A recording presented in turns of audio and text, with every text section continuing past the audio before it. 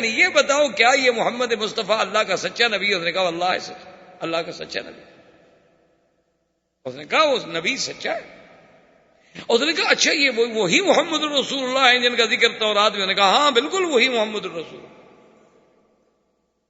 تو اس نے کہا پھر ہم نے کیوں آخر مقابلہ کیا؟ اس نے کہا بس یہ اتفاق کی بات ہے، ورنہ وہ اللہ کا نبی تو سچا ہے۔ تو اس نے کہا یا رسول اللہ دخل الاسلام فی قلبی، میں اس وقت جب چھوٹی بچی تھی ان کی یہ باتیں سننے کے بعد اسلام جو تھا وہ میرے دل میں داخل ہو گیا، اسلام میرے دل میں اثر کر گیا، لیکن اللہ کی قدرت تھی کہ مجھے اسلام نصیب بہت بعد میں ہوا، لیکن اسلام جو تھا وہ میرے گھر میں آ چکا۔ اللہ تبارک و تعالی نے سرکار دو جہاں صلی اللہ علیہ وعلا آلہ واصحابہ وسلم تسلیما کثیرا کثیرا کو تمام خیبر پہ فتح عطا فرمائی، حصون فدق بھی فتح ہو گئے۔ صرف یہود تیمہ جو تھے نا جی، انہوں نے پہلے بندہ بھیج دیا، انہوں نے کہا حضور ہم جزیہ دینے کے لیے تیار۔ حضور نے قبول کیا۔ اب باقی یہودی جب تنگ آئے، قلعے کھولے اور حضور سے کہا جی ہم سلو کرتے ہیں۔ حضور نے کہا سلو کی شرطیں جو ہیں وہ یہ ہوں گی، ایک تو سب سے پہلی شرط یہ ہے کہ ہم کسی کو یہاں نہیں چھوڑیں گے، سب شام نکل جائیں، اور دوسری شرط یہ ہے کہ تم سونا چاندی اور ہتھیار یہ تینوں چیزیں اپنے ساتھ نہیں لے جا سکتے، اس کے علاوہ جو سامان لے جانا چاہتے ہو لے جاؤ۔ اور چوتھی شرط یہ ہے کہ اگر کسی نے سونا چاندی کا کوئی خزانہ چھپا لیا یا چوری کر لیا تو پھر سب یہودیوں کو قتل کر دیا جائے گا۔ اب وہ کیا کر سکتے تھے؟ وہ دیکھ چکے تھے کہ شکست ہمارا مقدر ہے۔ اسی اثنا میں بنی غطفان کا لشکر پھر واپس آیا۔ بنی غطفان پھر آ گیا یہودیوں کے پاس، کہنے لگا کہ میں آ گیا ہوں اور میرے 4000 بندہ پہنچنے والے، کیوں بزدل بن رہے ہو؟ انہوں نے کہا تم ہی تو ہو جس نے سب کو برباد کیا۔ انہوں نے کہا جب ہم نے مدینے پہ چڑھائی کی تھی تم لشکر لے کے بھاگ گئے، اب تم نے کہا میں آ رہا ہوں، میں آ رہا ہوں، میرا لشکر آ رہا ہے، میرا لشکر آ رہا ہے، پھر تم نے کہا تمہارے گھر پہ حملہ ہو گیا، لشکر میرا واپس چلا گیا۔ اب جب ہم سب قتل ہو گئے، سردار مارے گئے، سارے مارے گئے، قلعے فتح ہو گئے، مسلمان ہم پہ غالب، اب تو پھر آگے ہمیں لڑانے کے لیے ہمیں مت بھراؤ، جدھر جانا جاؤ، ہم نہیں لڑتے، اب ختم۔ تو یہودیوں نے کہا کہ حضور ہمیں ساری شرطیں قبول۔ جب یہ ساری صلح ہو گئی تو یہودیوں نے ایک بات کی، انہوں نے کہا حضور ایک بات ہے، اب بات تو ہو گئی، ختم ہو گئی کہ آپ کامیاب ہو گئے، اللہ نے فتح دے دی، ہم نے شکست قبول کر لی، لیکن اتنے باغ اتنی زراعت آپ کے مسلمان نہیں جانتے، وہ نہیں کر سکتے ہیں زراعت، اگر آپ مہربانی کریں تو آپ اگر ہمیں خیبر میں رہنے دیں، اب ہم جو ہے وہ آپ کے نہ حلیف ہیں نہیں بلکہ اجیر، ہم گویا آپ کے ہاں مزدور ہیں، آپ نے آخر کسی کو تو مزارہ رکھنا ہے نا زمینوں کے لیے، تو ہم اپنے باغات کو زمینوں کو جانتے ہیں، آپ ہمیں ہی مزارہ رکھ لیں۔ حضور نے فرمایا دیکھو ہم مزارہ رکھتے ہیں، لیکن اگر کبھی کسی نے ایک مسلمان کو قتل کیا تو پھر پورے یہودیوں کو قتل کیا جائے۔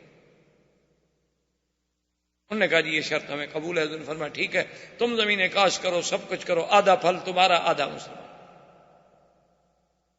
اسی اثنا میں ایک عورت جس کا نام زینب تھا، بعض روایات میں ہے کہ فاطمہ تھا، یہودی تھی، وہ آئی حضور کی خدمت میں، اس نے کہا کہ یا محمد صلی اللہ علیہ وسلم، اب اللہ نے آپ کو فتح دے دی، عزت دے دی، لیکن یہ بڑی بات ہے کہ جیتنے کے بعد بھی آپ نے پھر ہمیں زمینیں دے دی واپس، یعنی جنگ جیت کر اب تو چاہتے آپ ہمیں قتل کر دیتے، جلا وطن کر دیتے، نکال دیتے، لیکن سب کچھ کے بعد آپ کہتے ہیں کہ آدھا پھل بھی ہم دیں گے، اتنی رعایت کر رہے ہیں تو میرا دل کرتا ہے میں آج آپ کی دعوت پکا کے لاتی ہوں، میری دعوت قبول فرمایا۔ حضور نے فرمایا لے آؤ۔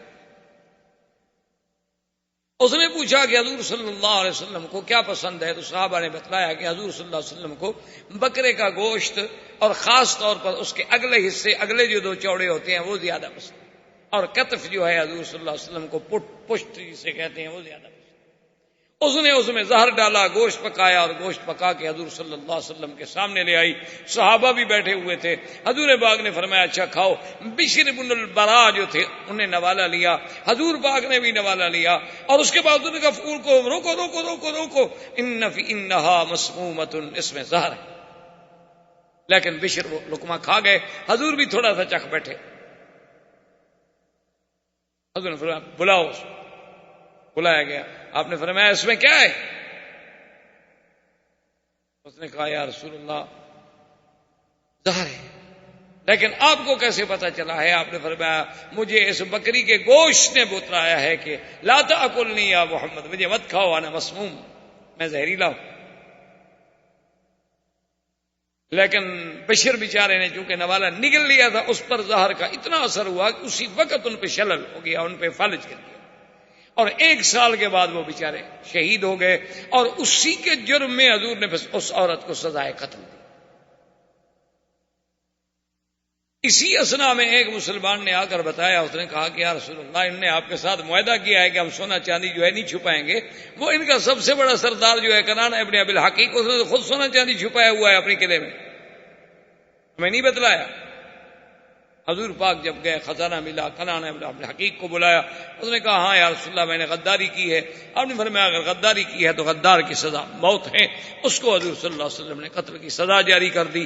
اور حضور صلی اللہ علیہ وسلم خیریت کے ساتھ عازم مدینہ منورہ ہوئے کہ اللہ نے خیبر میں فتح عطا فرما دی.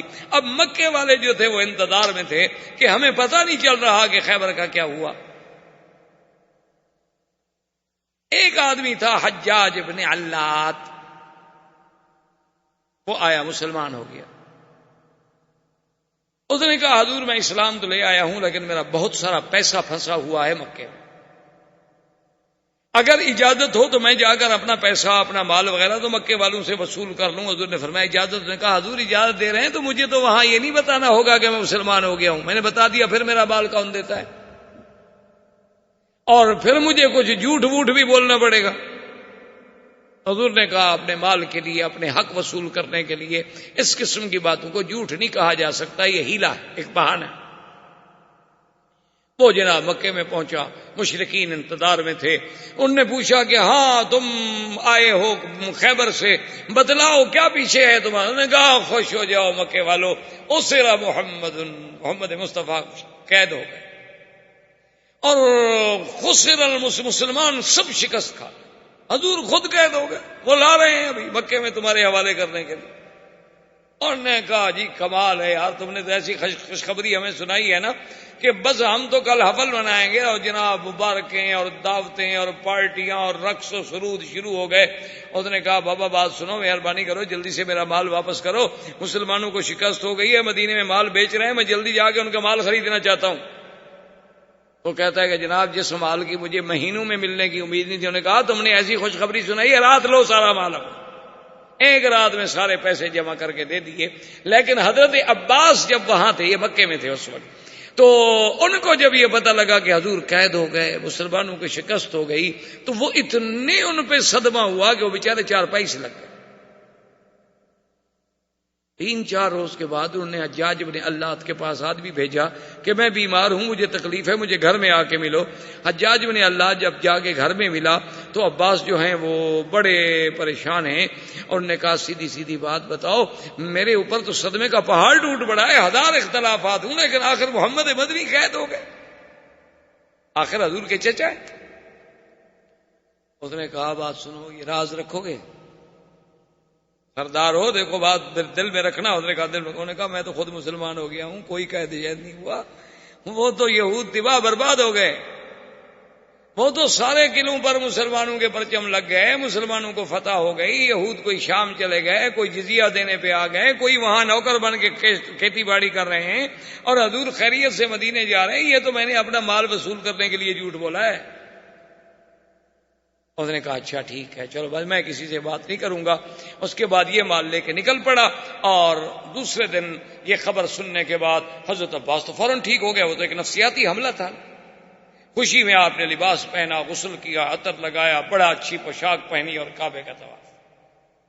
جب کعبے کا طواف کیا تو باقی جو کافر تھے وہ آئے، کہنے لگے اچھا عباس یار بڑے بہادر ہو، تمہارے اتنے رشتہ داری، اتنی قرابت داری، اور حضور قید ہو جائیں اور سارے تمہارے رشتہ دار شہید ہو جائیں، قتل ہو جائیں، اور تم پھر بھی آج بڑے اچھا اعلیٰ لباس پہن کے طواف کر رہے. یار واقعی اتنی موت پر، اتنے صدمے پر برداشت کرنا عباس تمہارا کام ہے. اس نے کہا سنو، ولا اسرا ولا قتل شہید، نہ حضور قید ہوئے اور نہ کوئی قتل ہوا، یہودی ختم ہو گئے۔ کیا کہہ رہے ہیں؟ انہوں نے کہا میں ٹھیک کہہ رہا ہوں۔ 2 دن گزرے تو جناب ان کو خبر پہنچی کہ خیبر تو اجڑ گیا، وہ تو مسلمان نے فتح کر لیا ہے۔ انہوں نے کہا حجاج کو ڈھونڈ، حجاج تو مدینے پہنچ گیا، تو راستہ طے کر گیا، 4 دن کا سفر کر گیا، وہ کہاں ہاتھ آتا۔ اللہ تبارک و تعالیٰ نے حضور پاک صلی اللہ علیہ وسلم کو بخیریت وہ جو وعدہ کیا تھا کہ فتحً قریبا اور مغانما، ہم آپ کو ایسا مال غنیمت دیں گے کہ خیبر جس میں صرف ایک علاقے میں 4000 تو صرف کھجور کا درخت تھا، صرف ایک علاقے میں، سونا چاندی زمین زراعت کھجور، اتنی بڑی غنیمت اللہ نے عطا فرمائی اور کامیابی عطا فرمائی۔ وآخر دعوانا ان الحمدللہ رب العالمین۔ برادران اسلام، واجب الاحترام بزرگوں، دوستوں، بھائیوں، عزیز نوجوانوں، سرکار دو عالم سیدنا محمد عربی صلی اللہ علیہ وسلم کے سیرت طیبہ کے بارے میں دروس کا یہ سلسلہ اللہ تبارک و تعالی کی رحمت سے غزوہ خیبر اور فتح خیبر تک تقریباً ہم پہنچے۔ اللہ نے حضور کو کامیابی عطا فرمائی اور حضور صلی اللہ علیہ وسلم خیبر سے کامران کامیاب مدینہ منورہ واپس تشریف لائے۔ اسی ضمن میں جیسا کہ آپ پہلے سیرت طیبہ میں پڑھ چکے ہیں کہ جن لوگوں نے احزاب کے موقع پر، غزوہ خندق کے موقع پر جو قبائل کفار قریش کے ساتھ مل کے چڑھ دوڑے تھے مدینے پر، ان میں بڑے بڑے قبائل بھی تھے اور چھوٹے چھوٹے قبائل بھی تھے۔ تو حضور صلی اللہ علیہ وسلم نے چونکہ حدیبیہ میں قریش کے ساتھ تو صلح ہو گئی اور کچھ لوگ جو تھے وہ قریش کے حلیف بن گئے اور کچھ قبیلے جو تھے وہ حضور صلی اللہ علیہ وسلم کے حلیف بن گئے۔ ان میں تو بہرحال اب لڑائی کا امکان نہ رہا، چونکہ 10 سال کے لیے معاہدہ ہو گیا کہ ہم آپس میں نہیں لڑیں۔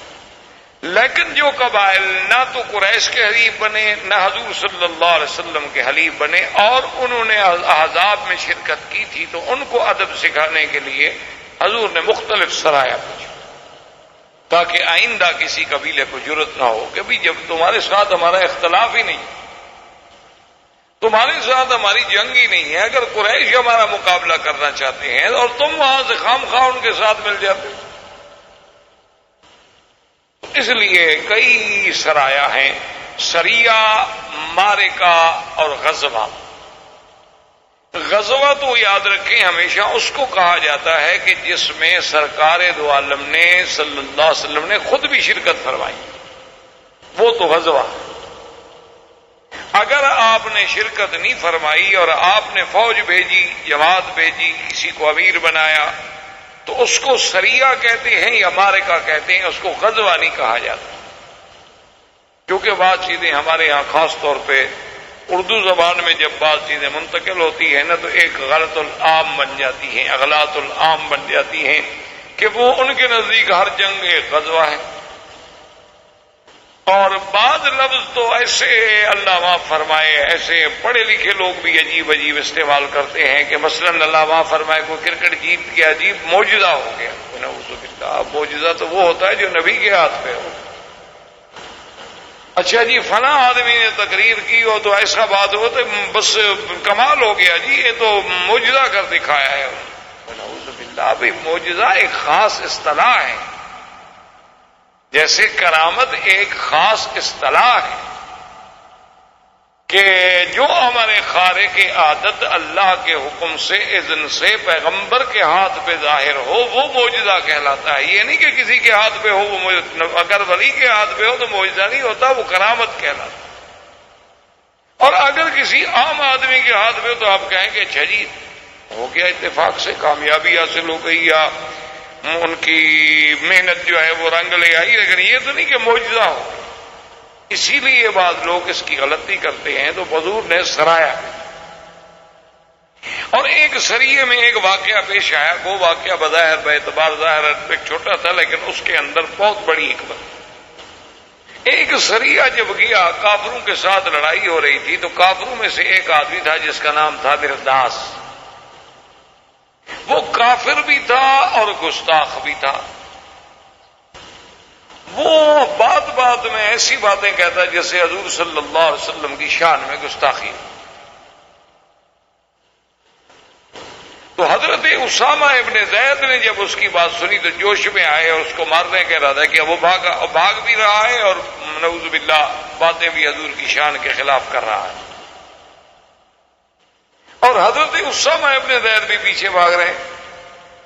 جب ایک جگہ ایسی آ گئی, ایک درخت کے قریب ایسی آ گئے کہ اس کو یقین ہو گیا کہ میں اب اسامہ کے ہاتھوں سے نہیں بچ سکتا, اور ایک اور انصاری صحابی بھی اسامہ کی مدد پہ آ گئے. اس کو یقین ہو گیا کہ اب میں نہیں بچ سکتا. درخت کی اوٹ میں آیا اور فوراً کہنے لگا اشہد ان لا الہ الا اللہ اشہد ان محمد رسول اللہ. انصاری نے ہاتھ روک لیا لیکن اسامہ نے تلوار مر گیا. حضور صلی اللہ علیہ وسلم کو جب پتہ چلا حضور پاک نے اسامہ کو طلب کیا. آپ نے فرمایا اسامہ یہ تم نے کیا کیا ہے؟ ماذا تفعل بشہادت اللہ الہ الا اللہ. تم قیامت میں اللہ کو کیا جواب دو گے؟ شہادت اللہ الہ الا اللہ کے مقابلے پر تلوار چلا دی تم نے. اس نے کہا یا رسول اللہ واللہ انہ اشہد شہادتا من خوف السیف. حضور وہ تو نعوذ باللہ آپ کی توہین کر رہا تھا اور اس بھاگتے ہوئے بھی توہین کرتا جا رہا ہے, لیکن جب میری تلوار اس کی گردن پہ آ گئی اور اس کو یقین ہو گیا کہ میں نہیں بچ سکتا تو تلوار کے ڈر کے مارے اس نے کلمہ پڑھا ہے. حضور نے فرمایا اللہ شککت قلبہ, کیا تم نے اس کا دل بھی چیر کے دیکھ لیا تھا کہ اس نے ڈر کے مارے پڑھا؟ ماذا تفعل بلا الہ الا اللہ ماذا تفعل بلا الہ الا اللہ. اسامہ یہ تم نے کیا کیا؟ تو اس سے یاد رکھیں کہ ایک کتنا عظیم درس ملتا ہے کہ بھئی کلمے پڑھنے والے کو بلا وجہ کافر نہ ہو, کیونکہ ہمیں شریعت حکم دیتی ہے ظاہر کا. شریعت کے احکام جو ہیں وہ ظاہر پہ ہوتے ہیں. اما السرائر وفی علم اللہ, باطن کے علوم تو اللہ گیا. تو اس لیے اسلام کا یہ حکم ہوتا ہے کہ بلا وجہ کسی کو کافر نہ کہیں, اور اگر کوئی بندہ کلمہ پڑھتا ہے تو پھر اس پر آپ حملہ نہ کریں, چونکہ وہ کلمہ پڑھ لیا مسلمان ہے. اب آپ یہ نہ کہیں اس نے ڈر سے پڑھا ہے, اس نے پیسے کے لیے پڑھا ہے, اس نے کسی عورت سے شادی کرنے کے لیے پڑھا ہے, کسی طرح پڑھا ہے, لیکن کلمہ تو اس نے پڑھ لیا ہے. اسلام اتنا بڑا درس دیتا ہے کہ بلا وجہ کسی کلمہ کو انسان کو کافر کہنا یا بلا وجہ کسی کلمے پڑھنے والے کو قتل کرنا نہیں. ہم ظاہر پہ دیکھیں گے, اگر وہ منافق ہے تو پھر قیامت میں پکڑا جائے گا. ان المنافقین فی الدرک الاسفل من النار, اللہ ان کو زیادہ سے زیادہ سزا دے. اسلام ظاہر کو قبول کر. اب ان واقعات کے بعد سرکار دو جہاں صلی اللہ علیہ وسلم نے اعلان فرمایا عمرۃ القضاء کا, جو کہ 1 سال گزر گیا, اور حضور صلی اللہ علیہ وسلم بغیر عمرے کے واپس تشریف لے گئے تھے اور عمرۃ القضاء کرنا. اسی لیے یہ بھی ایک سیرت سے ہمیں سبق ملا کہ اگر آپ نے مثلا احرام باندھا ہے اور آپ روک دیے گئے, اور ہمارے ہاں تو خیر یہ ایک عام بات بن گئی ہے نا کہ انڈیا سے احرام باندھیں گے, پاکستان سے احرام باندھیں گے, فلائٹ کینسل ہو گئی, اس فلائٹ میں اوور لوڈنگ ہو گئی یا جگہ نہیں ملی تو وہی پھر چادریں اتار کے کپڑے پہن کے گھر چلے جائیں گے, پھر دوسرے دن آ جائیں گے پھر احرام باندھ. تو یہ کوئی مذاق نہیں ہوتی عمرہ. جب ایک دفعہ آدمی نیت کر کے احرام باندھ لے اور اس کے بعد ایئرپورٹ پہ آ گیا, پاسپورٹ میں غلطی نکل آئی, کوئی ویزے میں غلطی نکل آئی, یا اس کو جہاز میں سیٹ نہیں ملی, اب وہ رہ گیا ہے, وہ احرام نہیں کھول سکتا. وہ اسی طرح احرام کی حالت میں رہے گا جب تک اس کی بکری جو ہے حرم میں ذبح نہ کر دی جائے, چاہے 10 مہینے پھرتے رہو, 2 مہینے پھرتے رہو, 1 مہینہ پھرتے رہو.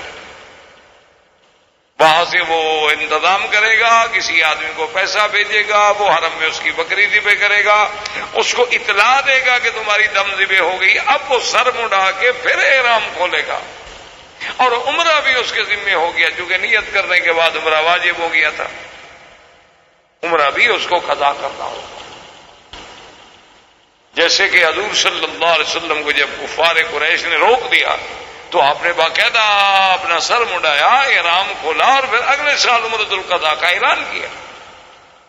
یہ شریعت مذاق نہیں ہوتی کہ گھر سے احرام باندھ لیا، اچھا جی جتنے میں احرام باندھا، گھر میں 2 رکعت پڑھی، نیت کی، لبیک پڑھی، ایئرپورٹ اپنا اڈے پہ آئے، بس نہیں ملی، ٹیکسی کام کی نہیں ملی، اچھی موٹر نہیں ملی، دوست نہیں ملا، کپڑے اتارے گھر چلے گئے، وہ تم تو احرام میں ہو،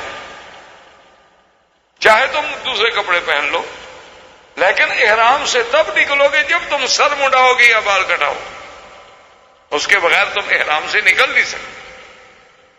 اور اسی طرح ایک حدیث مبارک میں یہ بھی ہے حل کہ اگر تم اپنے ملک سے چل رہے اور تمہیں خطرہ ہے کہ میں رستے میں روک دیا جاؤں، تو اسی وقت اگر نیت میں آدمی کہہ لے کہ محلی ہے سو حبستنی، میرا اللہ میرا وہی مقام ہوگا جہاں تو مجھے روک دے، تو پھر جہاں روکا جائے پھر وہی بکری ذبح کر سکتا۔ لیکن امام ابو حنیفہ رحمۃ اللہ علیہ پھر بھی نہیں مانتے، وہ کہتے ہیں کہ نہیں، بکری حرم میں ذبح ہوگی، چونکہ یہ نص سے قطعی ہے، وہ کہتے ہیں یہاں قرآن آ جائے پھر ہم ادھر ادھر نہیں جا سکتے، کہ ہدین بالغ الکعبہ، بکری کی جو حرم کے ساتھ نسبت ہو جائے وہ کعبے میں پہنچے، حتی یبلغ الہدی محلہ، کہ ہدی کے جانور کو اس کے مقام پہ پہنچا۔ تو بہرحال حضور صلی اللہ علیہ وسلم نے جب اعلان فرمایا عمرۃ القضاء کا، تو 1400 آدمی تو وہ تھے نا جن کا عمرہ رہ گیا، اور 600 آدمی اور بھی تیار ہو گئے، تو 2000 آدمی کا قافلہ جو ہے وہ عمرۃ القضاء کے لیے مدینہ منورہ سے روانہ ہوا۔ حضور نے حکم دیا کہ ہتھیار رکھو، ہتھیار ساتھ۔ حضرت ابو بکر آئے، حضرت عمر آئے، انہوں نے کہا یا رسول اللہ بیننا و بینہم عہد، ہمارا اور قریش کا عہد ہے کہ ہم جب عمرہ کرنے آئیں گے تو ہتھیار نہیں لائیں گے، صرف تلوار، اور آپ حکم دے رہے ہیں کہ ہتھیار رکھ لیں۔ بیننا و بینہم عہد، حضور پاک صلی اللہ علیہ وسلم نے فرمایا، آپ نے فرمایا کہ یا ابا بکر انی اخاف الغدر من قریش، مجھے قریش پر اعتماد نہیں ہے، مجھے غدر کا خوف ہے کہ وہ دھوکہ کریں گے، اور اگر انہوں نے دھوکہ کر دیا تو پھر ہم کیا کریں گے؟ مسلمان کو بڑا حذر ہونا چاہیے، تیار ہونا چاہیے۔ مسلمان کبھی کافر پہ بھروسہ نہیں کر سکتا، جو کافر پہ بھروسہ کرتا ہے پھر وہ تو مسلمان ہی نہیں۔ مسلمان تو ہر وقت استعداد میں ہو۔ آپ نے فرمایا، حضرت عمر نے کہا حضور وہ تو بالکل ٹھیک ہے، آپ کا فرمان آنکھوں پر، لیکن ہمارا ان کے ساتھ عہد یہ، آپ نے فرمایا عمر کیا کہہ رہے ہو؟ عہد یہ ہے کہ ہم عمرے میں، حرم میں، مکے میں ہتھیار لے کر نہیں داخل ہوں گے، لیکن ہم حرم کے باہر ہتھیار رکھ دیں گے۔ لیکن ایسا تو نہ ہونا کہ دشمن ہم پر حملہ کرتے تو ہم مدینہ منورہ سے ہتھیار لینے کیسے آئیں گے 450 بیت۔ تو اب حضرت عمر کو بھی بات سمجھ آ گئی، حضور نے فرمایا ہتھیار لے لو، اور حضور صلی اللہ علیہ وسلم جب حد حرم پہ پہنچے اور آپ نے حکم دیا کہ بھئی چونکہ ہتھیار ہم نے حرم میں لے کر نہیں جانے، ہمارا معاہدہ ہے ہتھیار باہر رکھ دو، لیکن 200 آدمی یہاں چھوڑو جو ہتھیاروں کی حفاظت کریں، اور اگر خدا نہ کرے، یعنی آپ اندازہ فرمائیں حضور کی دور اندیشی کا، اسی لیے آپ جنگ احد کا کبھی پلان دیکھیں، نقشہ دیکھیں۔ ابھی ایک بہت بڑے معروف جرنل تھے ہمارے پاکستان میں، بڑا نامور جرنل تھا، تو اس نے جنگ احد پہ باقاعدہ ایک کتاب لکھی اپنی ریٹائرمنٹ کے بعد۔ ریٹائر ہونے کے بعد جب وہ مدینہ منورہ آئے، ان کو بھی عشق تھا حضور صلی اللہ علیہ وسلم سے، مسلمان کو تو عشق ہوتا ہے، تو وہ جب مدینہ منورہ میں آئے تو انہوں نے اس جنگی نقطۂ نظر سے پورے مدینے کا سروے کیا، پھر احد گئے، پھر احد میں وہ مواقع تلاش کیے کہ حضور پاک نے تیر اندازوں کو کہاں کھڑا کیا، اپنی فوج کہاں کھڑی کی، قریش کی فوج کہاں کھڑی تھی، سوار کہاں کھڑے تھے، اور خالد بن ولید نے کہاں سے حملہ کیا، اور یہ سارے واقعات جتنے اس کو حدیث و تاریخ کی روشنی میں ملتے تھے، وہ سارے واقعات کو لیا، اور پھر پورا نقشہ بنایا، اور اس کے بعد پھر اس نے جنگی حکمت عملی پر اور دیگر جنرل جو ہیں ان کے مختلف حوالے دیے، اور ثابت کیا کہ آج 1400 سال کے بعد جدید طریقہ حرب کا کوئی ماہر بھی آ جائے تو اس سے اچھا نقشہ نہیں بنا سکتا جو حضور نے اس وقت بنایا تھا صلی اللہ علیہ وسلم۔ یعنی اعتراف کی، اقرار کی کہ حضور صرف اللہ کے نبی نہیں بلکہ سب سے بہتر جرنیل بھی تھے، کہ اتنی اچھی تختی۔ اب دیکھیں نا کہ حضور صلی اللہ علیہ وسلم کی نظر جہاں گئی، ابو بکر عمر کی نظر نہیں گئی کہ بھی قریش مکہ ہیں دھوکہ کرتے تو پھر ہم کیا کریں؟ اور چلو ایک ایک تلوار کی اجازت ہے، وہ ہمارے ساتھ ہوگی، اگر مکے میں لڑائی ہو بھی جائے تو چلو 2 گھنٹے 4 گھنٹے 6 گھنٹے تو ہم مقابلہ کریں گے نا۔ اچھا اب اگر ہم ہتھیار رکھ کے یہاں چلے جائیں اور 10 آدمی بٹھا دیں وہ آگے چھین لیں، اچھا وہ نہ بھی چھینے لیکن لڑائی ہو جائے تو 10 آدمی سارا ہتھیار اٹھا کے ہمیں کیسے پہنچائیں گے؟ اب نہیں 200 آدمی یہاں بیٹھے، حرم کے بعد بیٹھے رہو، اگر تمہیں پتہ لگے کہ کفار مکہ نے غداری کی ہے اور دھوکہ کیا ہے اور ہمارے ساتھ قتال شروع ہو گئی ہے تو فوراً ہتھیار لے کے ہمیں پہنچاؤ، اور اگر سنو کہ کوئی جھگڑا نہیں ہوا تو جو جماعت عمرہ کر لے گی ان میں سے پھر 200 آدمی ہم بھیج دیں گے، وہ آ کے پہرا دیں گے اور آپ جو ہے جا کے عمرہ مکمل کریں۔ حضور صلی اللہ علیہ وسلم تشریف لے آئے اور ابھی آپ حدود حرم میں داخل نہیں ہوئے تھے کہ ابو سفیان کا وفد پہنچا۔ اس نے کہا یا رسول اللہ بینا عہد، کہ آپ سلا نہیں لائیں گے؟ ہمیں پتہ لگا ہے کہ آپ ہتھیار لے کے آئے ہیں۔ ہمیں فرمایا ہتھیار دیکھ لو خارجی حرم رکھ دیے، اب حرم میں نہیں لا رہے، اب چپ ہو گئے، حل کوئی نہیں۔ تو ابو سفیان نے اپنے دوستوں سے مشورہ کر کے ایک بات سوچی اور اس کا آ کے اعلان کر دیا مکے میں کہ مکے والوں فوراً اپنے گھروں سے چھوڑ کے نکل جاؤ اور پہاڑوں پہ چلے۔ انہوں نے کہا کیوں؟ انہوں نے کہا 2 باتیں ہیں، اصل بات تو یہ ہے کہ یہ جو مدینہ سے لوگ آئے نا ان کو مدینے میں ہما ہو گیا، بخار ہو گیا، ہما صفرا جسے آپ یرقان کہتے ہیں، تو ہما صفرا ہو گیا ہے اور متعدی بیماری ہے، کہیں ایسا نہ ہو کہ آپ لوگ بھی ہوں اور ہم بھی حرم میں ہوں، طواف میں ملنا جلنا، ایک دوسرے کے قریب آنا، اختلاط کی وجہ سے ہم بیمار نہ ہو جائیں، لہذا پہاڑوں پہ چڑھ جائیں تاکہ ان کی ہوا بھی ہمیں نہ لگے۔ اور دوسری بات یہ ہے کہ بھی ہم اوپر سے بیٹھ کے ان کا پورا جو ہے وہ نظارہ بھی کر سکتے ہیں، دیکھ بھی سکتے ہیں کہ کس حال میں۔ تو انہوں نے کہا کہ ہاں ہما یسرب اور بھاگ گئے، سب پہاڑوں پہ چڑھ گئے۔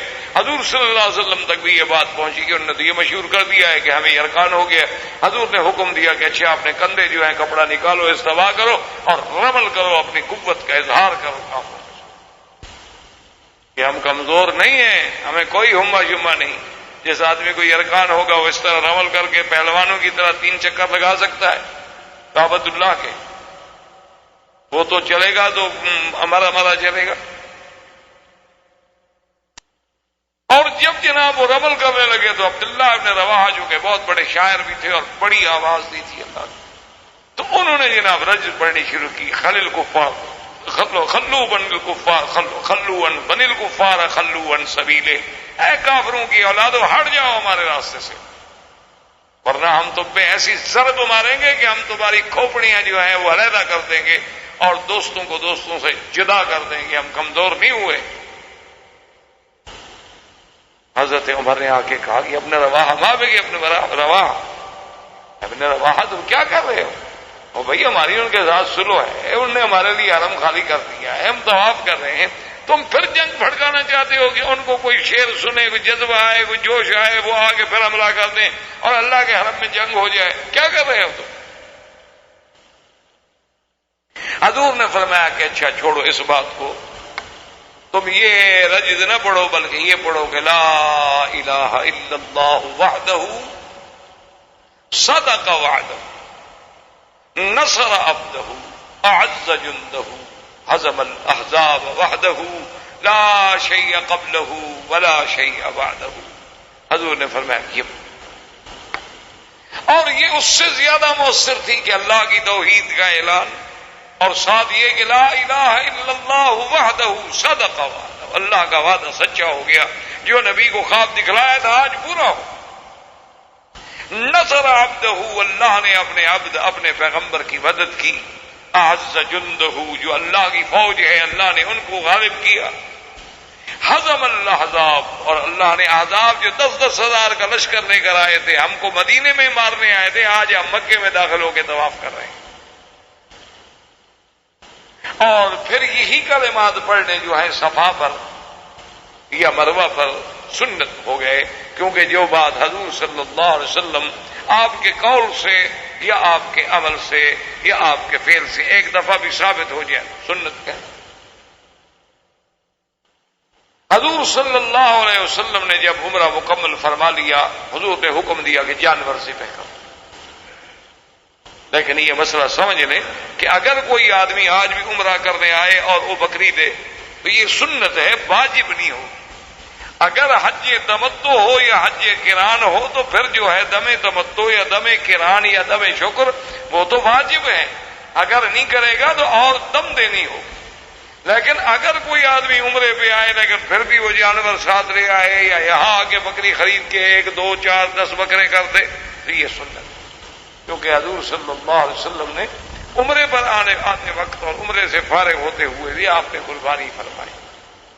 حضور صلی اللہ علیہ وسلم نے حلق فرمایا، صحابہ نے حلق فرمایا، کسی نے قصر فرمایا، احرام کھول دیا گیا اور 200 صحابہ کو بھیجا گیا، اور جو آدمی سلا پر پہراتے رہتے وہ پھر عمرہ ادا کرنے کے لیے آ گئے، انہوں نے بھی عمرہ ادا کر لیا۔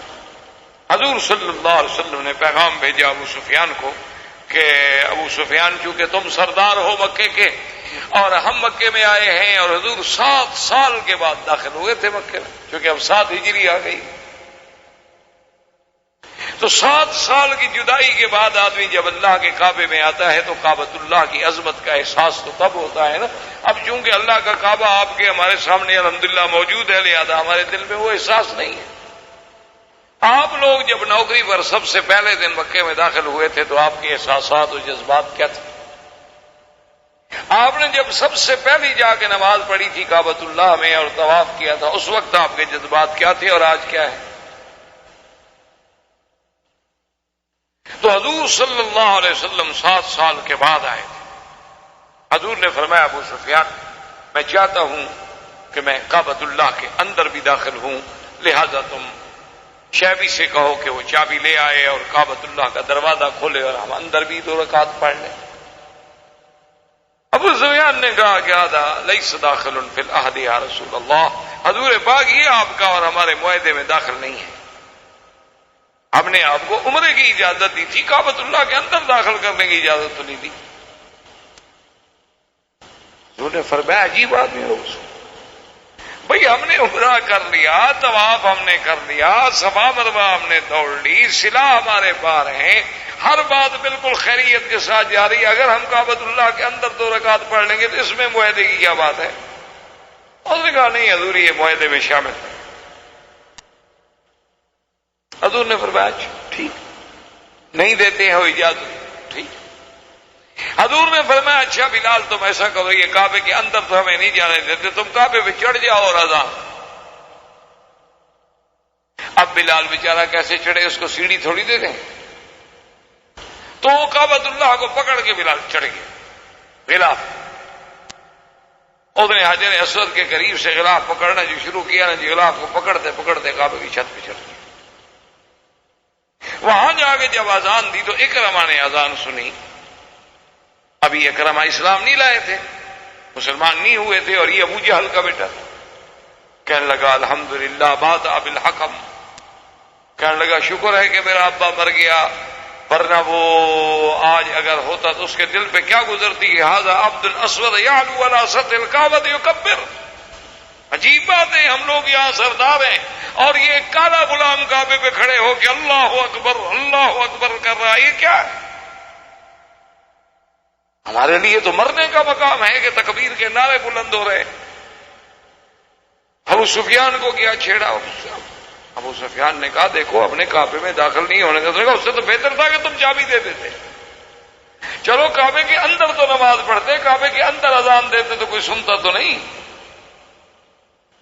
تم نے زیادتی کی ہے، تم چابی دے سکتے. چابی نہ دینے کی وجہ سے دیکھا ہے کہ اذانیں ہو رہی ہیں اور سارے ہم پہاڑ پہ سن رہے ہیں.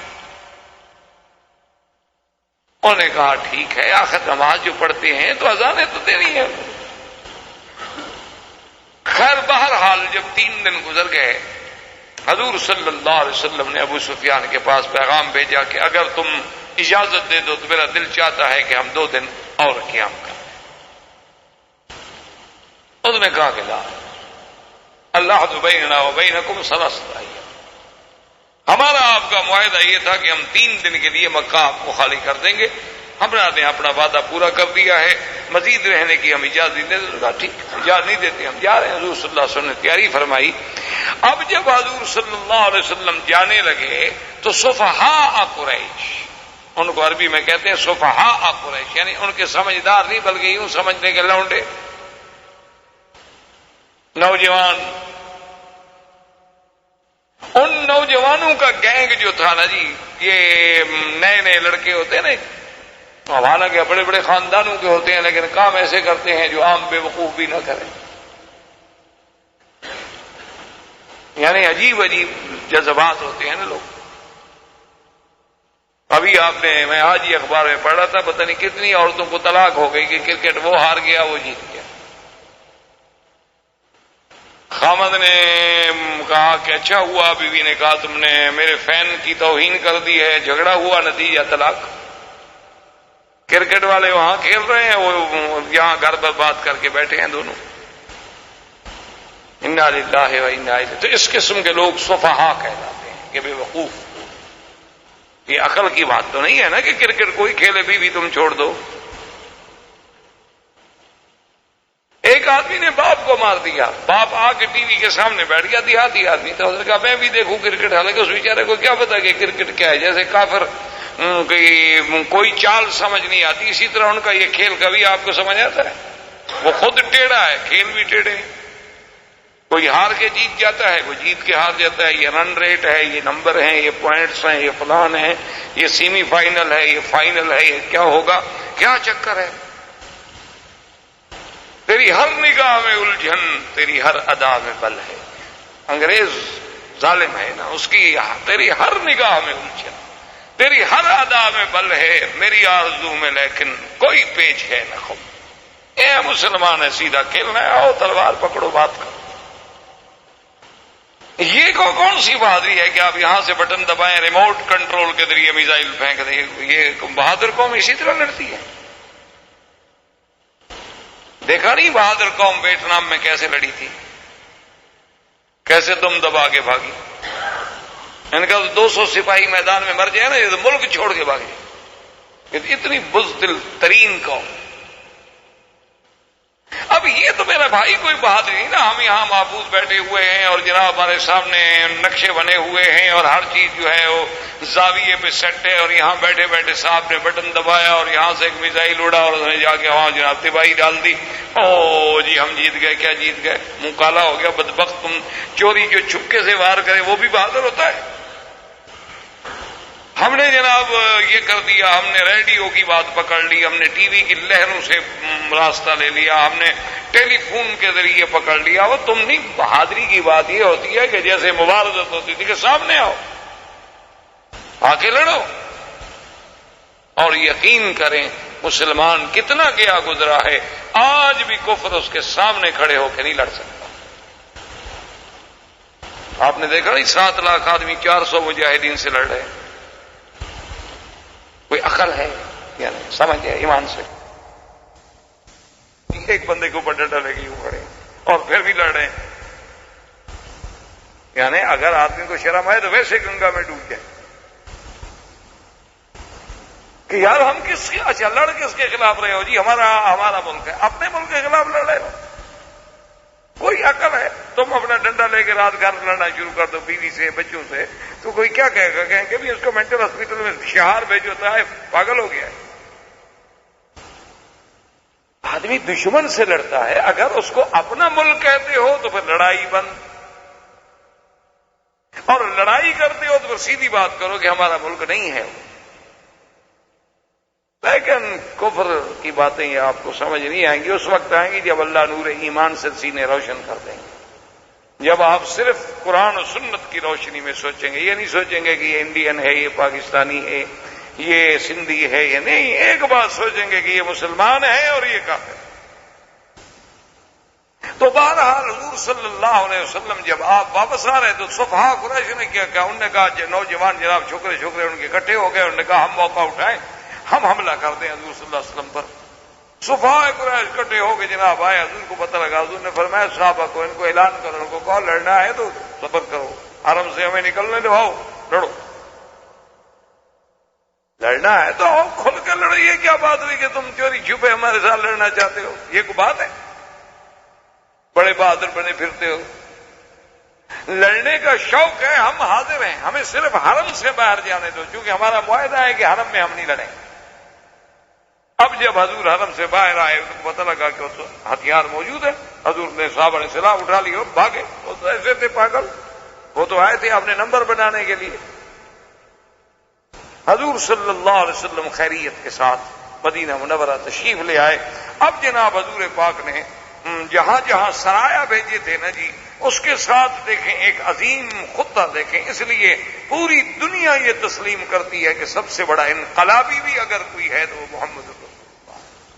ساری دنیا میں انقلاب آئے، آپ دیکھتے ہیں فرانس کا انقلاب ہے، آپ دیکھتے ہیں روس کا انقلاب ہے، کمیونزم کا انقلاب ہے، کیا ہے؟ اقتصادی مسئلے پہ، کوئی پیٹ کے مسئلے پہ، کوئی روٹی کے مسئلے پہ، کوئی مکان کے مسئلے پہ، کوئی یہ انقلاب کے آدمی سر سے لے کر پاؤں تک بدل جائے، یہ انقلاب اگر کوئی لائے ہیں تو محمد رسول اللہ صلی اللہ علیہ وسلم کے ظالم کو راحم بنا دیں، اپنی بیٹیوں کو زندہ درگور کرنے والوں کو، لوگوں کی بیٹی کو بغیر سر رنگا نہ دیکھ سکے، اس کے سر پہ دوپٹہ ڈالنے والا بن جائے، اور جن کی زندگی نہب، لوٹ، مار، شراب پہ گزرتی ہو، ان کو راتیں مسلح پہ گزریں اور دن گھوڑے کی پشت پہ گزریں۔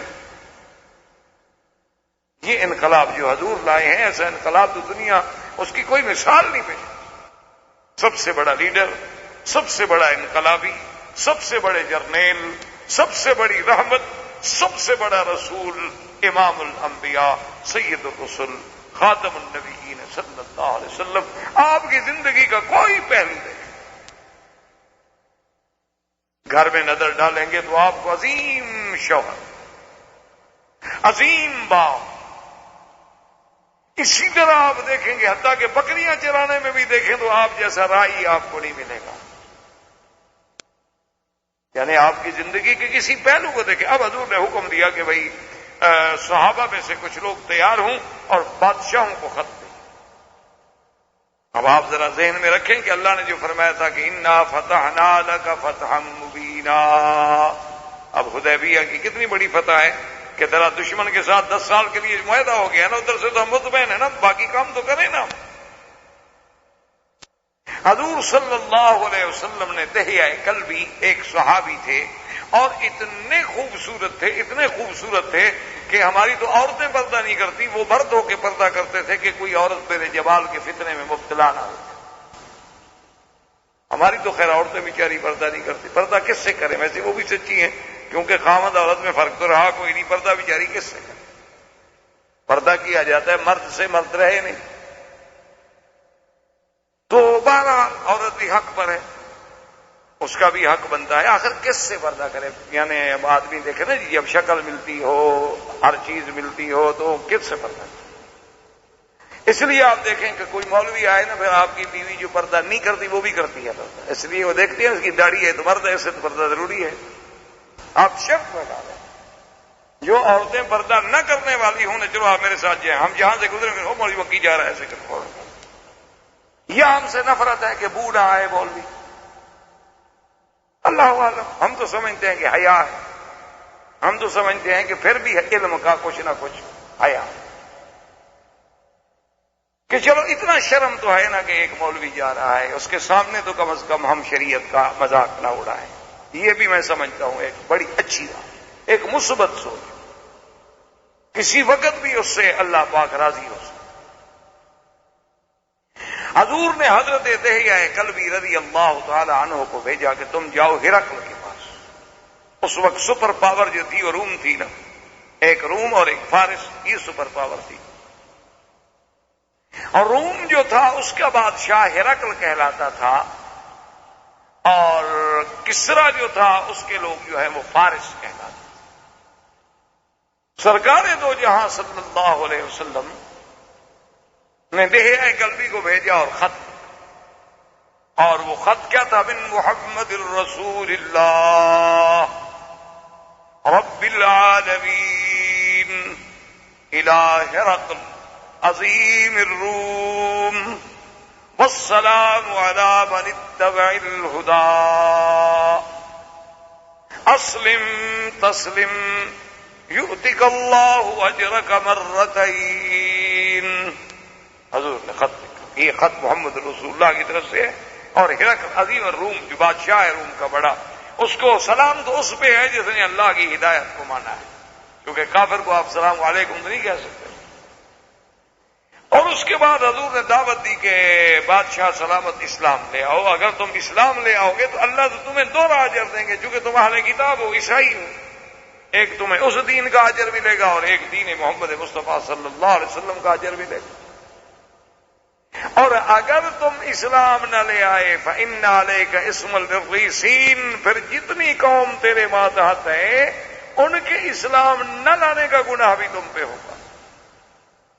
اچھا، خدا کی شان یہ ہے کہ روم جو ہے، ہرقل جو ہے، ان کا جو دارالخلافہ تھا، جو مرکز تھا، وہ تھا قسطنطینیہ. لیکن قسطنطینیہ سے یہ ان دنوں میں جب حضور صلی اللہ علیہ وسلم نے خط بھیجا دہیہ قلبی کو بھیج کر، تو ہرقل جو ہے وہ بیت المقدس آیا ہوا تھا شام. اس کی وجہ یہ تھی کہ اس نے ایک منت مانی تھی کہ اگر میں بیت المقدس کو فتح کر لوں تو میں اس میں فلاں مقام سے پیدل چل کے داخل ہوں گا. تو وہ اپنی منت پوری کرنے کے لیے پیدل چل کے بیت المقدس میں آیا ہوا تھا. اچھا، اور اللہ کی قدرت کا نظارہ دیکھیں کہ راستے میں اس نے خواب دیکھا. جب وہ آ رہا تھا پیدل بیت المقدس کو، تو جب رات ہوئی سو گیا تو رات میں خواب دیکھا. خواب دیکھتا ہے کہ بعض لوگ ہیں جو مختون ہیں، مختون مانا ختنہ جن کا ہوتا ہے، وہ آتے ہیں اور میرے ملک پہ قبضہ کرتے. یہ خواب دیکھا تو گھبرا گیا، کہ مختون کون ہوتے؟ اس نے اپنے قسیسین کو بلایا، قسائس کو بلایا، قساطر کو بلایا، علماء جو تھے ان کے بڑے بڑے ان کو بلایا، اور سب کو بلانے کے بعد اس نے کہا کہ میں نے ایسے خواب دیکھا ہے، یہ مختون لوگ کون ہیں؟ انہوں نے کہا جی یہودی بھی خطرہ بیٹھتے ہیں. انہوں نے کہا اچھا، اس کا مطلب ہے کہ پھر میرا خواب جو ہے ان کے بارے میں، جو ایسا کرو کہ میں حکم دیتا ہوں کہ یہود کا بچہ بچہ ختم، نہ رہیں گے نہ میرے ملک میں قبضہ کریں. اسی اثنا میں خدا کی قدرت ہے کہ ایک آدمی چوری کرتے ہوئے پکڑا گیا. وہ عرب کے آدمی تھا. جب اس کو مارنے لگے کپڑے کھل گئے، دیکھا وہ بھی مختون ہے. تو ہرقل کو یہ رپورٹ بھی پہنچی کہ جناب یہودیوں سے تو ہم ڈر رہے تھے، ایک اور آدمی پکڑا گیا، وہ تو یہودی بھی نہیں ہے، وہ تو کہتا ہے میں عرب ہوں ادھر کا، مکہ شریف کا، وہ بھی مختون ہے. میں کہا اچھا اس کو بلاؤ. اس کو پیش کیا گیا. اس نے کہا کہ اچھا تم کیوں مختون ہے؟ کہا جی ہمارے عرب جو ہے وہ سارے ختان کے قائل ہیں، ختنہ ہوتا ہے واقعہ، چونکہ ہم ملت ابراہیمی پر ہیں. اپنے آپ کو تو یہ دعویٰ کرتے تھے نا، چاہے مشرک. تو اب ہرقل سوچ میں پڑ گیا کہ یہ کون لوگ. اس نے کہا اچھا ایسا کرو کہ عرب کے بارے میں بھی معلومات کرو، ہم جلدی نہ کریں یہود کو ختم کرنے میں. ایسا نہ ہو کہ ہم ایک قوم کی نسل مٹا ڈالیں اور اس کے بعد نتیجہ کوئی اور نکل آئے. تو ہمیں صبر سے کام لینا چاہیے. اسی اثنا میں دہیہ پہنچے. ابھی دہیہ کی ملاقات نہیں ہوئی تھی کہ اس چور نے جو پکڑا گیا تھا اس نے ایک بات یہ بھی کر دی تھی کہ ان فینا نبی، مکے میں ایک نبی ہے جس کا نام محمد ابن عبداللہ ہے. ہرقل نے کہا اچھا.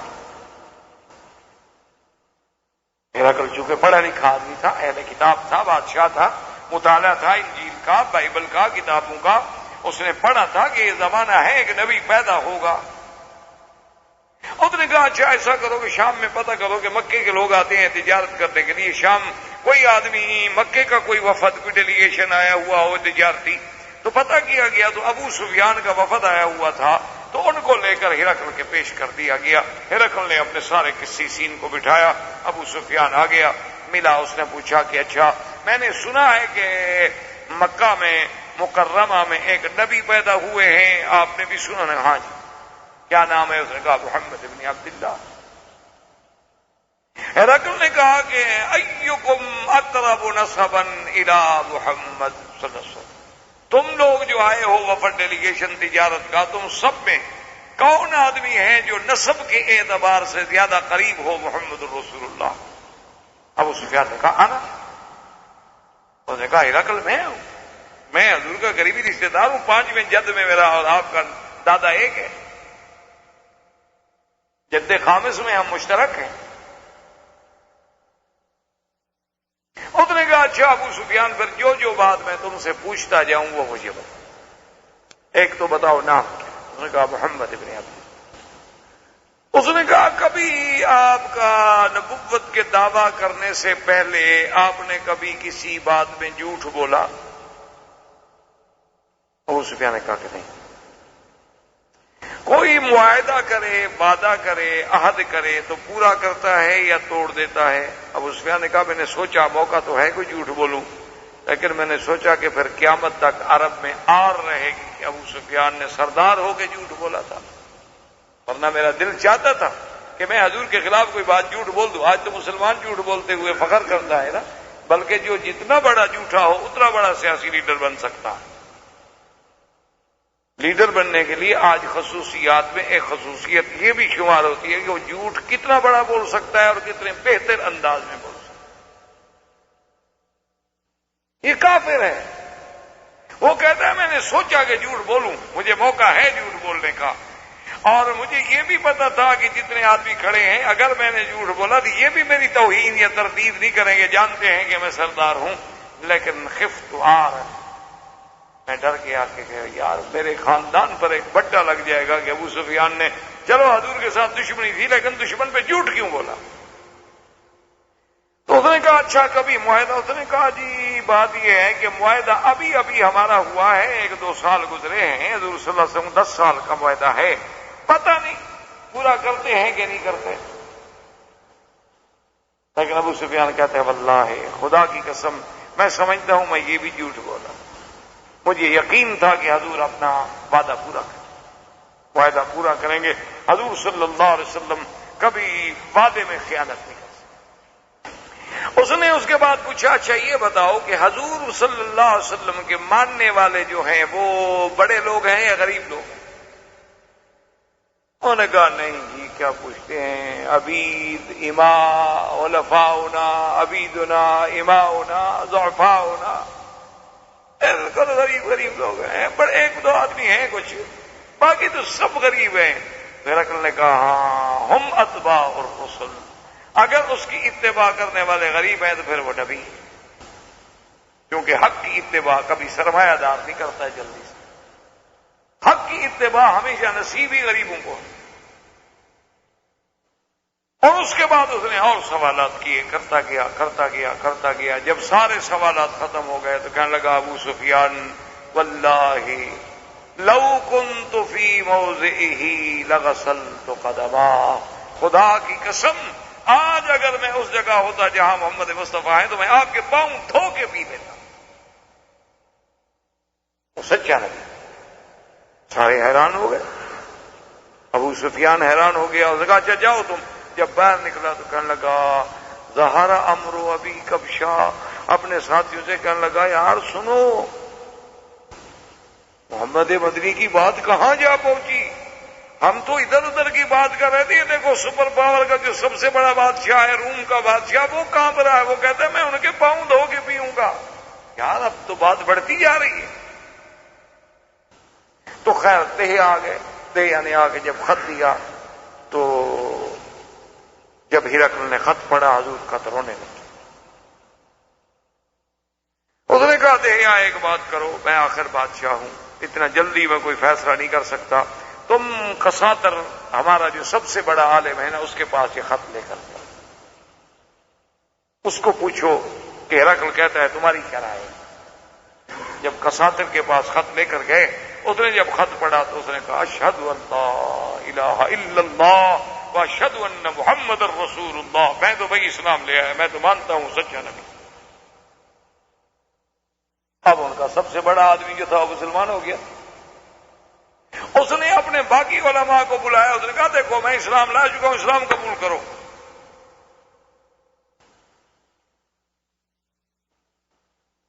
انہوں نے کہا نہیں، ہمیں سوچنے کا موقع تو دیکھا، کیا سوچ، تم نے جو کتابوں میں پڑھا ایک ایک علامت، ایک ایک نشانی جو ہے وہ محمد مدنی پہ سچی ہو۔ اب فکر کس بات کی، ہم عالم ہیں، ہمارا کام ہے کہ حق بات ملے تو اتباع کریں۔ انہوں نے کہا ہمیں سوچنے دو۔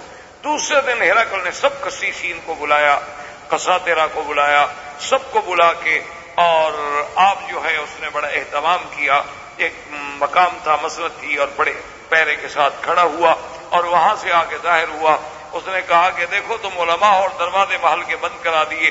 اس نے کہا تم علماء ہو، میں نے جو کتابیں پڑھی ہیں، میں نے جو کتب متقدمہ کا مطالعہ کیا ہے، میں اس بات پہ پہنچا ہوں کہ یہ محمد عربی سچا نبی ہے، اور تم سب گواہ ہو جاؤ، اشہد ان لا الہ الا اللہ واشہد ان محمد الرسول اللہ، میں مسلمان ہوتا ہوں۔ اب جو کسی سین بیٹھے ہوئے تھے نا جی، پہلے تو کوشش کی کہ ہم بھاگیں، آگے دروازے بند تھے۔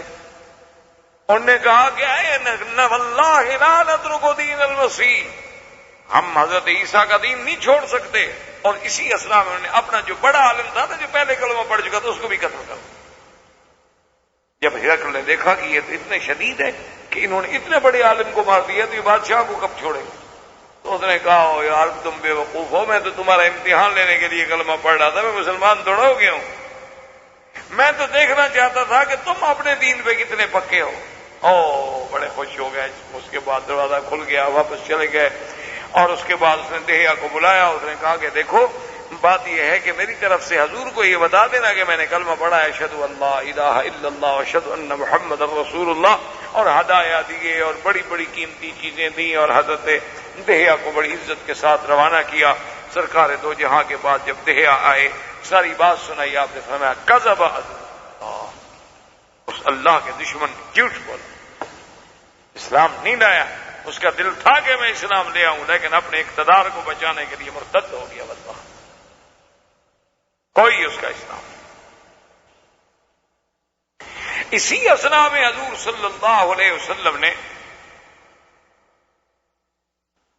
اپنا جو ایک وفد ہے عمر ابن العاص کو بھیجا عمان، اور ایک صحابی کو بھیجا بحرین، ایک صحابی کو آپ نے وفد بھیجا نجاشی کے پاس، ایک صحابی کو آپ نے بھیجا بازان کے پاس، ایک صحابی کو آپ نے بھیجا ابی شمر کے پاس، ایک صحابی کو آپ نے بھیجا سید غسان کے پاس، ایک صحابی کو آپ نے بھیجا کسرا کے پاس، فارس کے پاس۔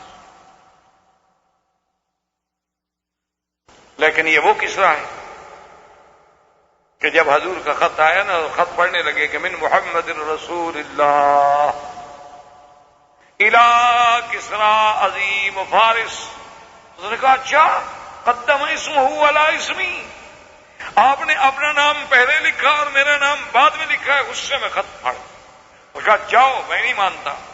حضور کو جب اطلاع ملی، آپ نے کہا اللہم مزقو ومزق ملکو، یا اللہ اس نے تیرے نبی کے خط کی توہین کی ہے، اس کو بھی ٹکڑے ٹکڑے کر دے اور اس کے ملک کو بھی ٹکڑے۔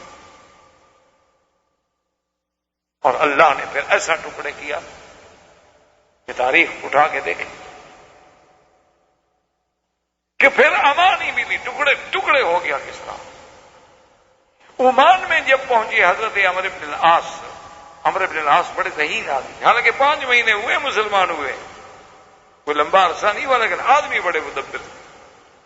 یہ عمان نہیں جس کو اردن کہتے، عمان جو بحرین سے آگے، وہاں جب پہنچے تو اس وقت اس علاقے میں 2 آدمی سرداری کرتے تھے، ایک کا نام تھا عبد اور ایک کا نام تھا جعفر۔ ایک حصے پر وہ بادشاہ تھا، ایک حصے پر وہ بادشاہ۔ عمر بن العاص ذہین آدمی تھے، وہ جا کے وہاں رکے، اور رکنے کے بعد انہوں نے معلومات کیے کہ بھی یہ بادشاہ کیسے ہیں، کس بات سے خوش ہوتے ہیں، چونکہ بادشاہ ہیں نا، بادشاہ تو پھر بادشاہ ہی ہوتا ہے نا، اور ان کو کس انداز میں ملنا چاہیے، کون سی بات ان کو متاثر کرتی ہے، کون سی بات سے یہ ناراض ہوتے ہیں، سارے معلومات نہیں۔ معلومات لینے کے بعد یہ پتا کہ اچھا ان دو میں نرم کون ہے۔ اور اسی اسنا میں کسریٰ کو جب خط ملا نا حضور صلی اللہ علیہ وسلم کا، اور اس نے خط پھاڑا تو اس بدبخت نے حکم دیا بازان کو۔ بازان جو تھا وہ کسریٰ کے ماتحت تھا، لیکن یمن کے ایک علاقے کا حاکم۔ اس نے پتہ ہے حکم کیا دیا، اس نے کہا کہ تم فوراً محمد رسول اللہ صلی اللہ علیہ وسلم کو جاؤ مدینہ منورہ اور گرفتار کر کے میرے پاس پیش کرو۔ بازان ایک طاقت تھی، اور پھر اس کے پیچھے کسریٰ تھا۔ بازان کو جب یہ خط ملا تو اس نے کہا اب اس کے لیے اتنا میں تردد کرنے کی کیا ضرورت ہے، ہم اتنی بڑی طاقت ہیں، اب یہاں سے ہم فوجیں چڑھائیں اور مدینے پہ جا کے حملہ کریں اور آپ کو گرفتار کریں، تو وہ مسئلہ ہی کوئی نہیں۔ اس نے 2 آدمی بھیجے کہ جا کے محمد عربی صلی اللہ علیہ وسلم کہہ دو کہ کسریٰ کا حکم ہے اور بازان نے ہمیں بھیجے، آپ چلیں ہمارے ساتھ پیش ہو جائیں۔ 2 آدمی آ گئے، حضور صلی اللہ علیہ وسلم کو آ کے ملے اور انہوں نے بازان کا حکم دیا کہ جی کسریٰ کا حکم ہے کہ بھی حضور کو گرفتار کر کے پیش کیا جائے۔ بازان نے بھیجا ہے کہ میں نہیں چاہتا کہ بات بڑھ جائے، کہ ہم مدینے والوں سے مقابلہ کریں اور آپ کو مقابلہ کر کے لے جائیں، آپ آ جائیں تاکہ ہم آپ کو کسریٰ کے حوالے کر دیں۔ آپ نے فرمایا اچھا ٹھیک ہے، میں کل جواب۔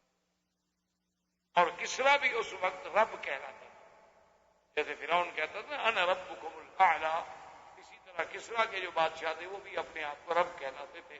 حضور صلی اللہ علیہ وسلم جب صبح آئے تو وہ آدمی آگے، انہوں نے کہا ہاں جی کیا جواب ہے، تیاری کریں چلیں ہمارے ساتھ۔ حضور نے فرمایا کہ بازان سے جا کے کہہ دو ان ربی قتل ربکم، میرے رب نے تمہارے رب کو مار دیا، اس کے پاس مجھے تم نے پیش کرنا ہے نا، وہ مت مر گیا، جب وہ بندہ مر گیا میں کیوں جاؤں؟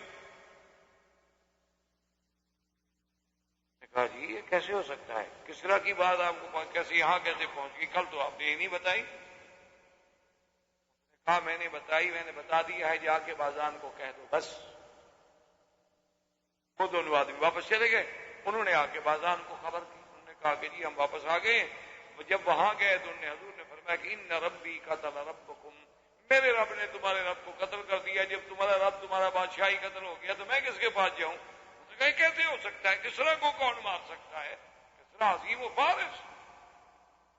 ابھی بیٹھے ہوئے یہ باتیں کر رہا تھا کہ کسریٰ کے بلد کا ایک آدمی وفد پہنچا اس کے پاس، انہوں نے آ کے خبر دی، انہوں نے کہا کہ اس کے بیٹے نے بادشاہ اپنے باپ کو قتل کر دیا۔ انہوں نے کہا کب قتل ہوا؟ وہی رات جو رات کی حضور نے خبر دی۔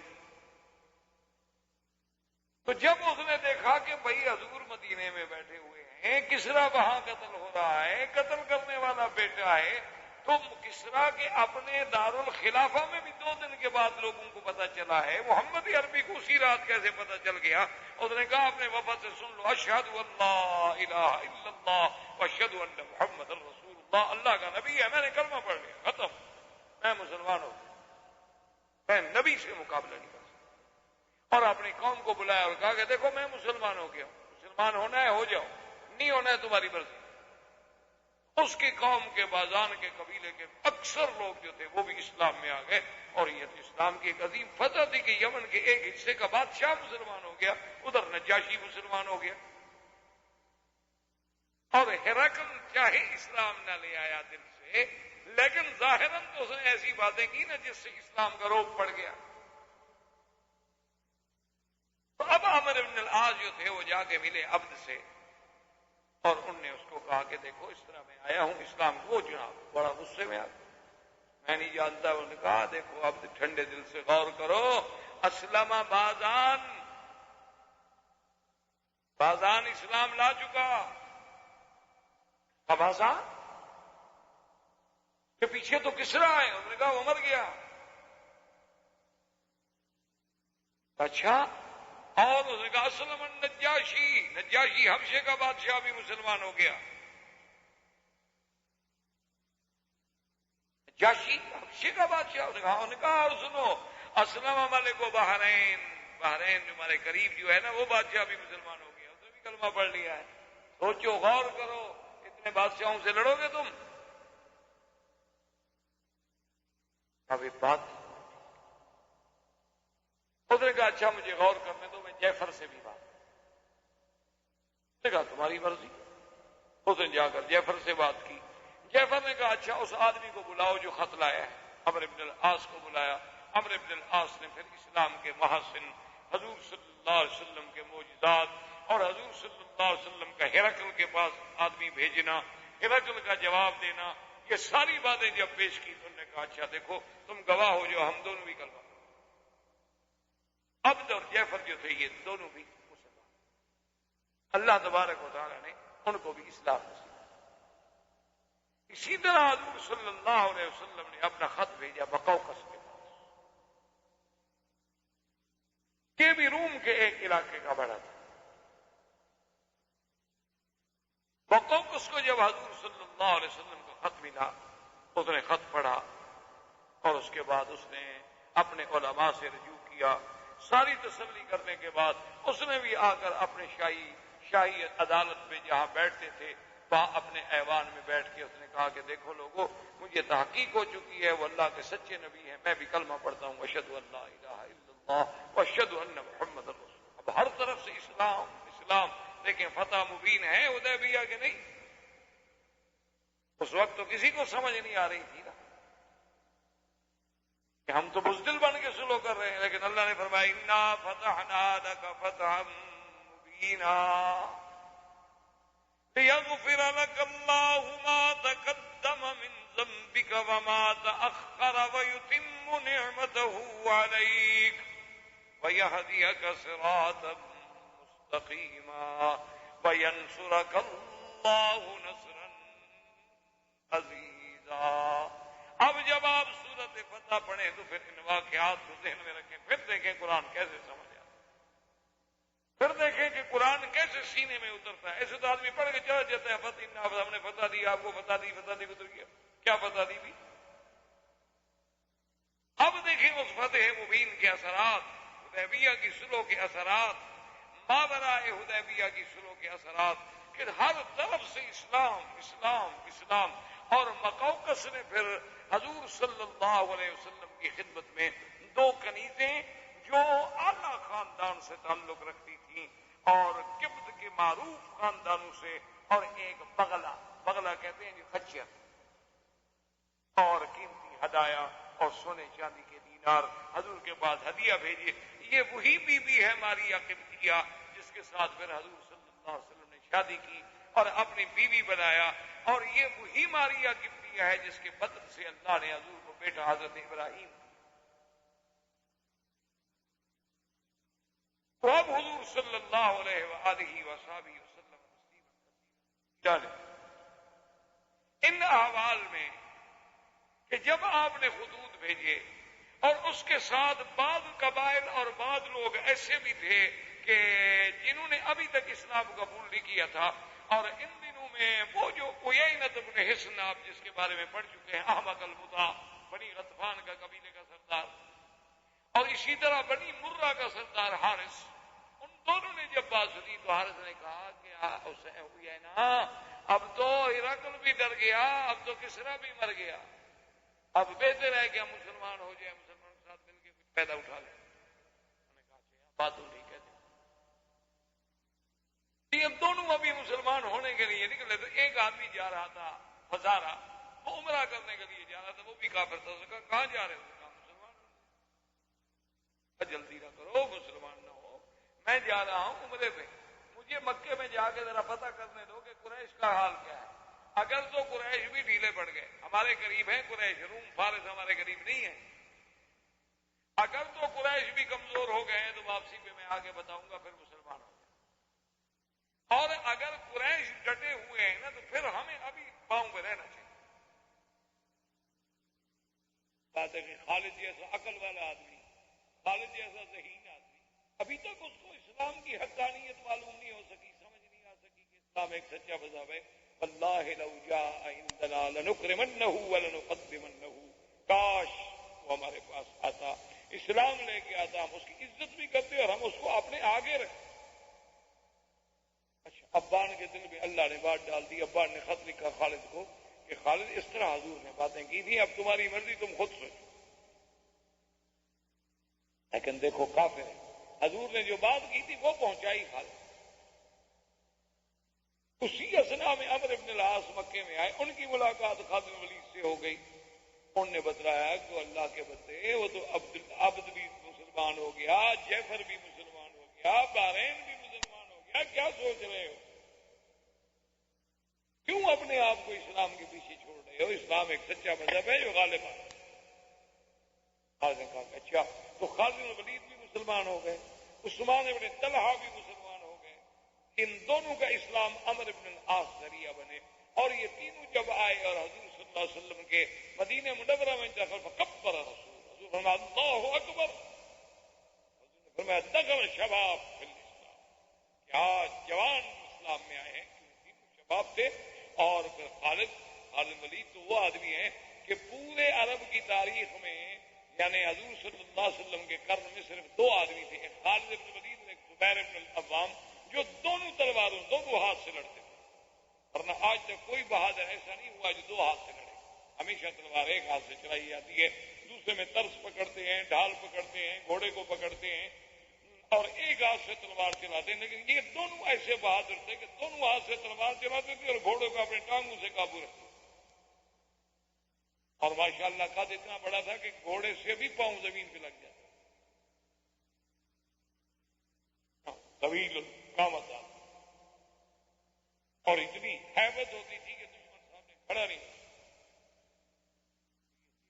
کام لے آئے اور وہ فضالہ جب آیا تو اس نے قریش سے پوچھا کہ مکے والوں کیا خیال ہے, حالات کیا؟ انہوں نے کہا ہم تو تیاریاں کر رہے ہیں, حالات کیا ہیں؟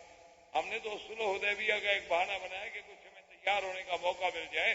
ہم تو تیاری کر رہے ہیں, بس تھوڑی دیر ہے, ہم جب تیار ہو گئے ہم تو پھر حملہ کریں گے مکے میں. حضور صلی اللہ علیہ وسلم کو ایک اطلاع یہ ملی اور ایک اطلاع یہ ملی کہ بنی غسان جو ہیں وہ تیاری کر رہے ہیں مدینہ منورہ پہ حملہ کرنے کی, جس کو مارکہ موتا کہا جاتا ہے. موتا تو حضور پاک نے اس کے لیے عمرو بن العاص کی قیادت میں حکم دیا, لشکر کو موتا روانہ کیا. وما علینا الا البلاغ. برادران اسلام, واجب الاحترام بزرگوں, دوستوں, بھائیوں, عزیز نوجوانوں, حضور صلی اللہ علیہ وسلم کی سیرت طیبہ کے دروس کے سلسلے میں الحمدللہ ثم الحمدللہ کہ ہم نے سرکار دو جہاں حبیب کبریا سیدنا محمد مصطفیٰ صلی اللہ علیہ وسلم کی ولادت طیبہ سے لے کر پھر آپ کی ہجرت, غزوہ احد, غزوہ احزاب, اجلاء یہود, اور اس کے بعد غزوہ خیبر, اور غزوہ خیبر کے بعد حضور صلی اللہ علیہ وسلم کا واپس مدینہ منورہ میں تشریف لے آنا اور مختلف سرایا کو مختلف علاقوں میں بھیجنا تاکہ جن لوگوں نے احزاب کے موقع پر بغیر کسی عداوت کے کفار قریش کے ساتھ مل کر مدینہ منورہ پہ چڑھائی کی ان کو ادب سکھلایا جائے تاکہ آئندہ کوئی قبیلہ ایسی جرت نہ کر سکے. اسی ضمن میں حضور صلی اللہ علیہ وسلم نے ایک سریہ میں لشکر تیار فرمایا اور اس کو غساسنہ یہ بنو غسان جو ہیں یہ روم کے حلیف تھے. جیسا کہ آپ پڑھ چکے ہیں اور تاریخ میں سن چکے ہیں کہ اس دور میں جو سپر پاورز تھی یہی تھی, روم تھا, کسریٰ تھا. تو یہ غسان جو ہیں غساسنہ جو کہلاتے تھے یہ خود بھی ایک بہت بڑا قبیلہ تھا, لیکن یہ حلیف تھے روم کے. حضور صلی اللہ علیہ وسلم نے بنو غسان کی تعذیب کے لیے جو لشکر تیار فرمایا تقریباً 2000 آدمی پر مشتمل, کیونکہ وہ بہت بڑا قبیلہ تھا اور بڑا طاقتور قبیلہ تھا. جسے بعد میں غزوہ تو آپ نہیں کہہ سکتے چونکہ حضور صلی اللہ علیہ وسلم تشریف نہیں لے گئے، جسے آپ جنگ کہہ سکتے ہیں، مارکہ کہہ سکتے ہیں، سریہ کہہ سکتے ہیں، موتا کے نام سے کتابوں میں، احادیث میں، سیر میں مشہور ہوا، کیونکہ اس جگہ کا نام موتا تھا اور قلعہ جو تھا وہ موتا کا قلعہ کہلاتا تھا۔ اور اس سریے میں ایک عجیب بات ہوئی کہ حضور صلی اللہ علیہ وسلم نے جب سریے کو حکم دیا جانے کے لیے تیار کیا تو آپ نے فرمایا کہ سب سے پہلے تو اس سریے کا پرچم جو ہے وہ حضرت زید اٹھائیں گے، اور اگر حضرت زید شہید ہو جائیں تو پھر یہ پرچم جو ہے حضرت جعفر اٹھائیں گے، اور حضرت جعفر کے بعد یہ پرچم جو ہے ابی عبیدہ بن الجراح اٹھائیں گے۔ ایک روایت میں ہے کہ عبداللہ ابن رواحہ اٹھائیں۔ حضور صلی اللہ علیہ وسلم نے عام طور پہ جو لشکر ہوتے تھے، فوج ہوتی تھی، وہ جمعہ کے دن زیادہ سفر نہیں ہوتے تھے۔ یہ پہلا سفر ہے جو صحابہ نے جمعہ کے دن صبح کی نماز کے بعد شروع کیا، اور اسی سفر میں عبداللہ ابن رواحہ جو تھے وہ واپس آ گئے راستے سے۔ ان کے دل میں یہ آیا کہ جب مدینہ منورہ میں جمعہ ہے اور حضور صلی اللہ علیہ وسلم کے ساتھ جمعہ پڑھنے کی سعادت کو معمولی سعادت تو نہیں ہوتی، اور پھر ہم لوگ جہاد پہ جا رہے ہیں، خدا جانے واپس بھی آئیں گے یا نہیں آئیں گے۔ تو وہ واپس آ گئے مدینہ منورہ میں، انہوں نے آ کر جمعہ حضور صلی اللہ علیہ وسلم کے ساتھ پڑھا۔ حضور کی جب نظر پڑی تو حضور نے جمعہ سے فارغ ہونے کے بعد بلایا، فرمایا کہ عبداللہ کیا ہو گیا تھا؟ ہم نے آپ کو حکم دیا ہے کہ آپ غساسنہ کی طرف جائیں اور آپ واپس آ گئے۔ اس نے کہا رسول اللہ میں کسی وجہ سے یا کسی کمزوری سے واپس نہیں آیا، بس میرے دل میں آ گیا کہ آج جمعہ کا دن ہے اور حضور کے پیچھے مدینہ منورہ میں جمعہ ادا کروں، اور پھر میرے پاس الحمدللہ بڑی تیز رفتار سواری ہے اور میں قافلے کو ابھی جا کے پکڑ لیتا ہوں۔ حضور نے فرمایا تم جانتے ہو کہ اگر ساری دنیا جو ہے نا وہ اگر تمہیں مل جائے اور اللہ کے راستے میں خیرات کرو تو ان کے ثواب کو تم نہیں پہنچ سکتے جو جا رہے ہیں۔ تو خیر عبداللہ ابن رواحہ چل، جب یہ قافلہ روانہ ہو گیا تو ان کی مدد کے لیے اور صحابہ بھی بھیجے گئے۔ اب ان کا جو عدد تھا وہ 3000۔ ایک یہودیوں کا بہت بڑا عالم تھا، اس کو جب ایک صحابی نے یہ بات سنائی کہ اس طرح حضور پاک نے لشکر بھیجا ہے، سریہ بھیجا ہے، اور آپ نے فرمایا کہ پہلے پرچم زید لے گا، پھر جعفر لے گا، پھر عبداللہ لیں گے، تو اس یہودی نے کہا کہ تم سمجھتے ہو یہ کیا بات ہے؟ کہا کہ نہیں کوئی بات نہیں، یہ تو پرچم ہے، بھئی جنگ میں کبھی وہ اٹھاتا ہے، کبھی وہ اٹھاتا ہے، کبھی وہ اٹھاتا ہے۔ اس نے کہا نہیں، اللہ کا نبی جب ایسی بات کرے تو یہ دلیل ہوتی ہے کہ وہ لوگ شہید ہو جائیں گے۔ حضور صلی اللہ علیہ وسلم نے جب یہ بات فرما دی ہے کہ پہلے زید اٹھائیں گے پرچم، پھر جعفر اٹھائیں گے، مطلب یہ ہے کہ وہ شہید ہو جائیں گے، اب وہ بچ نہیں سکتے۔ کہا کیسے؟ اس نے کہا بس ہم نے تو کتابوں میں پڑھا ہے نا کہ اللہ کے نبی سے جب یہ بات نکل جائے تو یہ علامت ہوتی ہے کہ وہ لوگ شہید ہو۔ اس نے کہا ٹھیک۔ اب جناب جب یہ لشکر وہاں پہنچا اور وہ غساسنہ بنو غسان کو بھی پتہ چلا تو ان کا جو سردار تھا